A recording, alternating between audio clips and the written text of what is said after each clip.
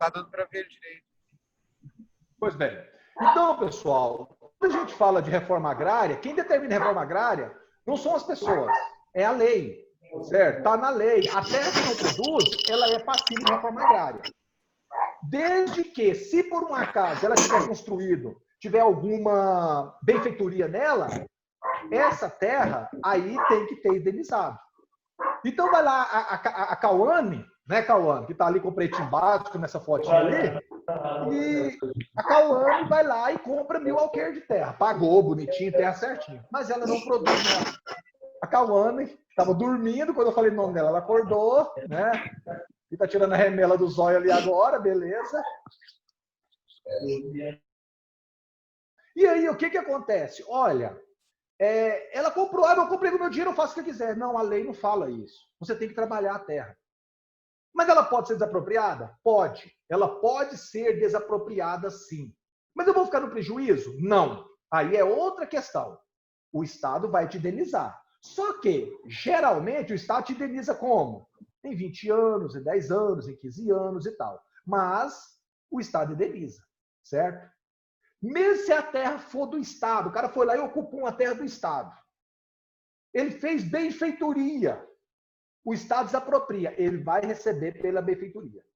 E aí o Estado é que promove a reforma agrária. Quem promove a reforma agrária é o Estado.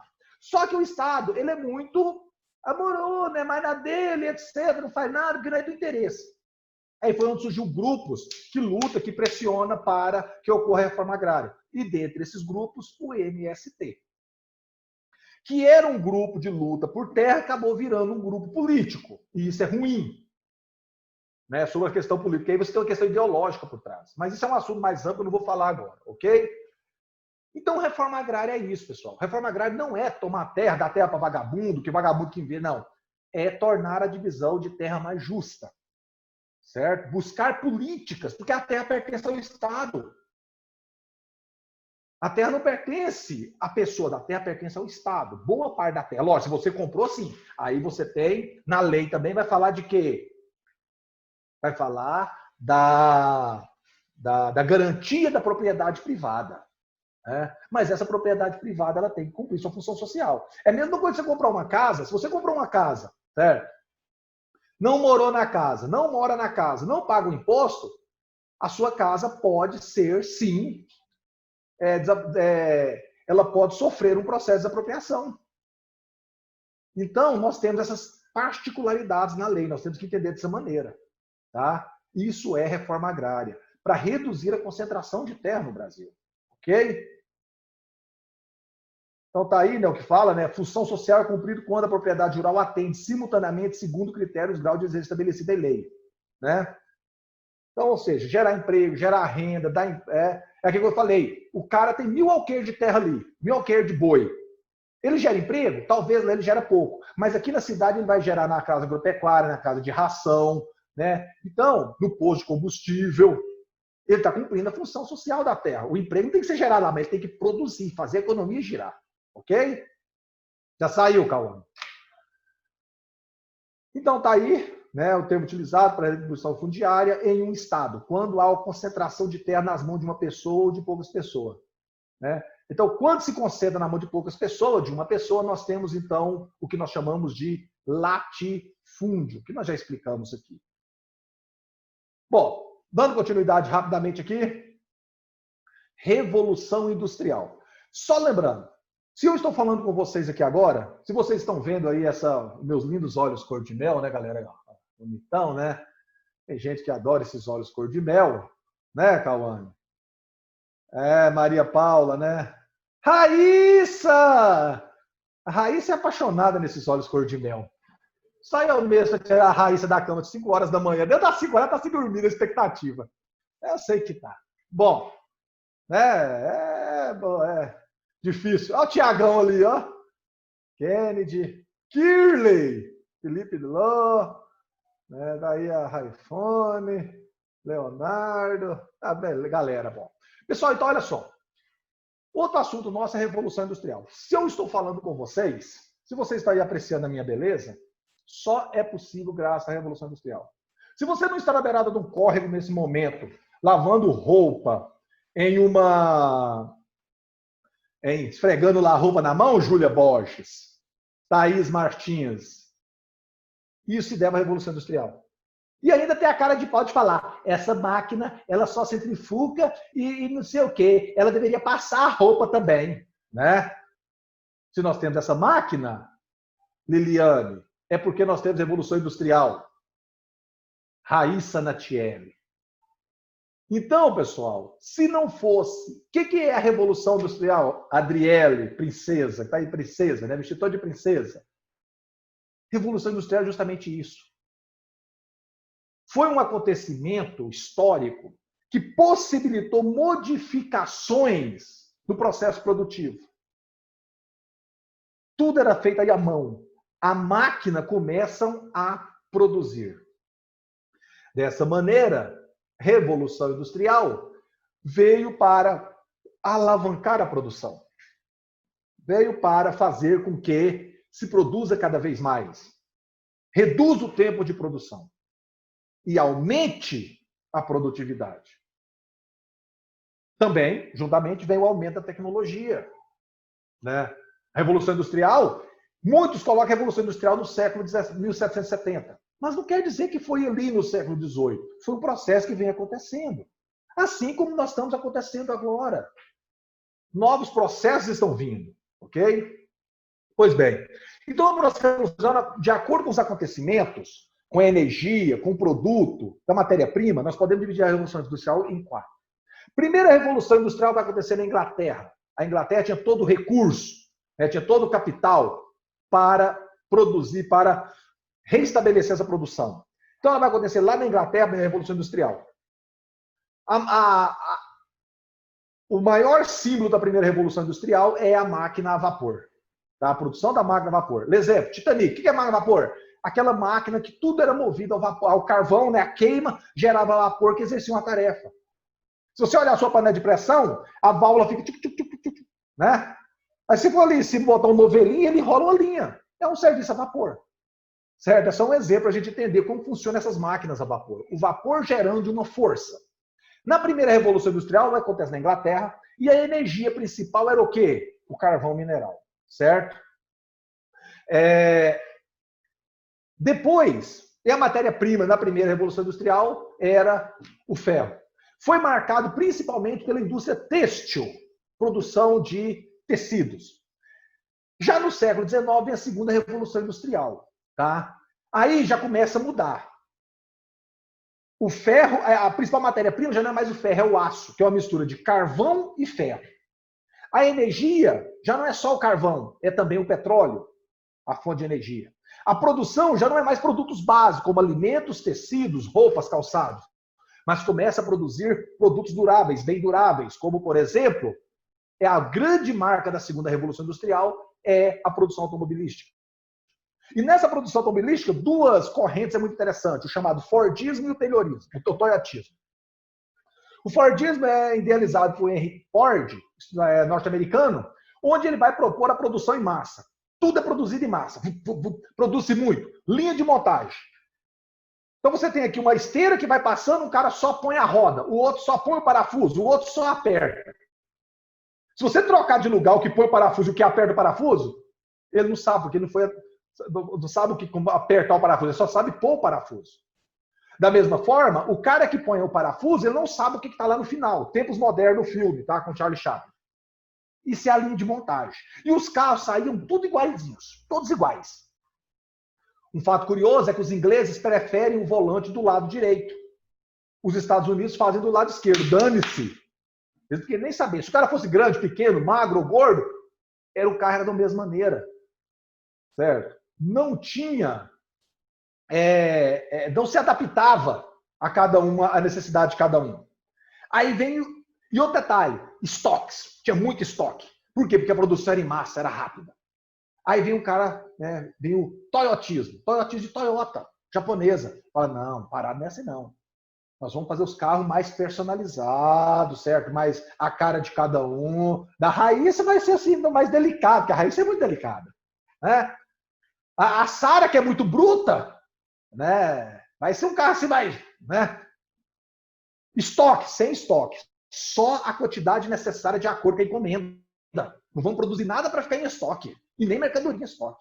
E a mão de obra? Alienada? Né? Só sabe pôr parafuso? Não.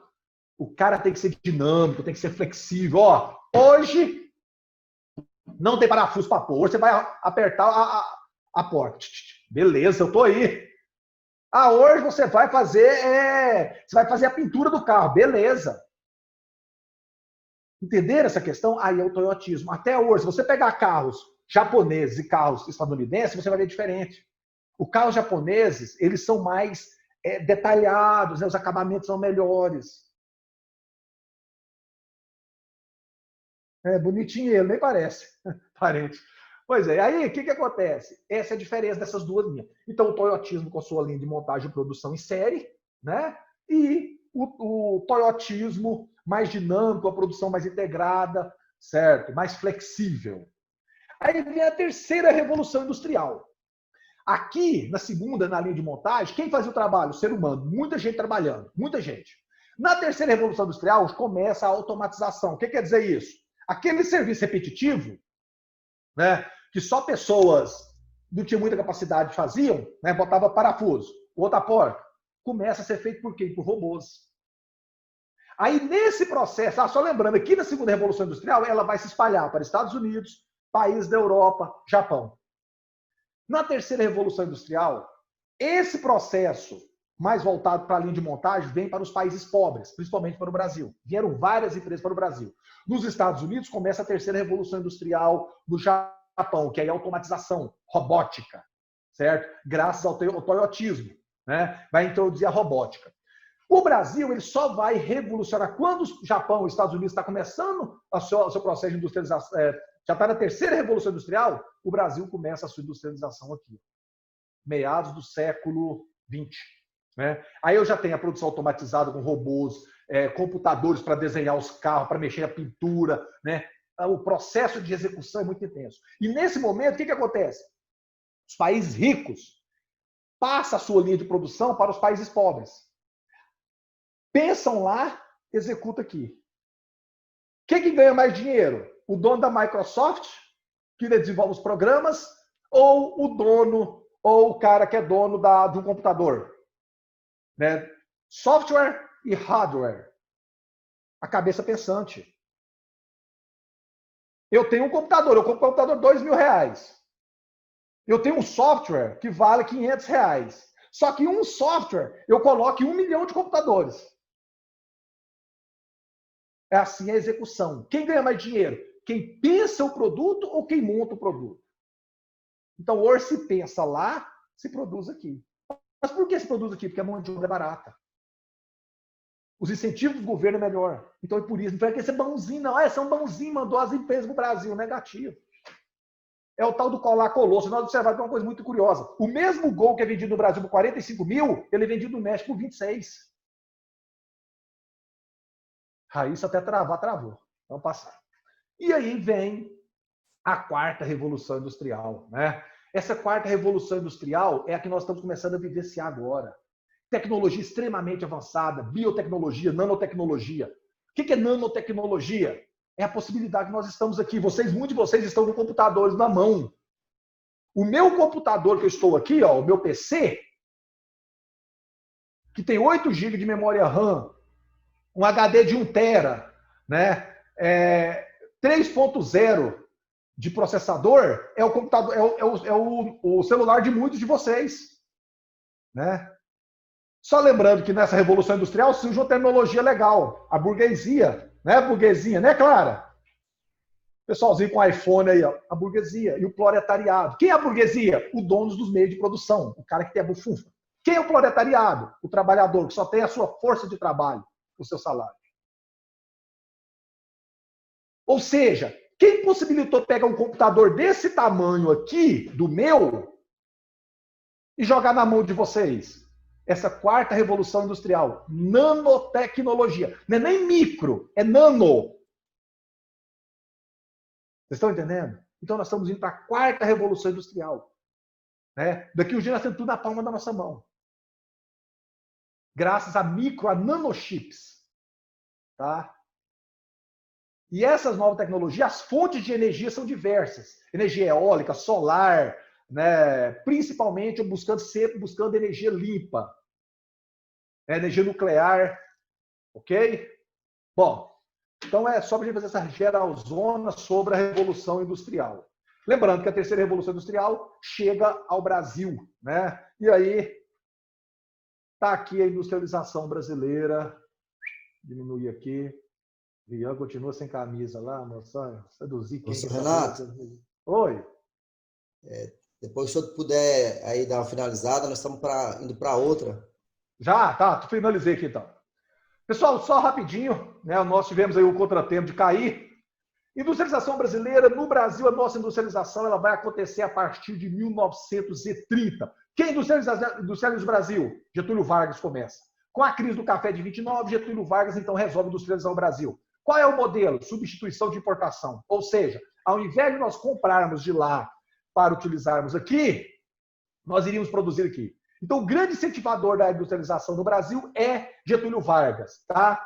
Ele vai utilizar principalmente um tripé do Estado. O Estado vai oferecer para essas indústrias do Brasil a base, né? Então, por exemplo, a Vale do Rio Doce, que faz extração de minério de ferro, ok? A Companhia Siderúrgica Nacional, né? Dentre outras. Aí nós vamos para o governo de Getúlio Vargas, né? Que ele vai incentivar muito a vinda de indústrias estrangeiras, principalmente o automotivo, né? Depois nós vamos ter a ditadura militar na época da ditadura militar de 64 a 85, onde nós vamos ter obras faraônicas, mas poucas indústrias vieram para o Brasil nesse momento. Nós vamos ter, por exemplo, como a construção aí da Transamazônica, da rodovia Transamazônica, da ponte Rio-Niterói, do estado do Mineirão, dentre outros. Na década de 80 é a década perdida. Na década de 90 veio o governo Collor e o governo FHC. Uma característica dessa época foi a privatização das empresas. Muitas empresas que eram brasileiras, como por exemplo a Petrobras, o Banco do Brasil, foi ou em parte, ou a Vale do Rio Doce, foi ou em parte ou totalmente privatizada, passada para a mão de terceiros, ok? Então, pessoal, é um geralzão, né? Obrigado a todos. Eu sei que vocês estão morrendo de saudade de mim, por incrível que pareça, eu também estou com saudade de vocês, tá? Pode não parecer, mas estou. Provinha simplesinha, espero que tenha sido, tivemos um problema da queda aí, tá? Perdemos alguns minutinhos, mas eu tenho outra live agora. Obrigado. Raíssa, também te amo. Até mais, pessoal. Boas férias para vocês. Fiquem em casa. Férias em casa é brabo, hein? Bye, bye, pessoal. Tchau.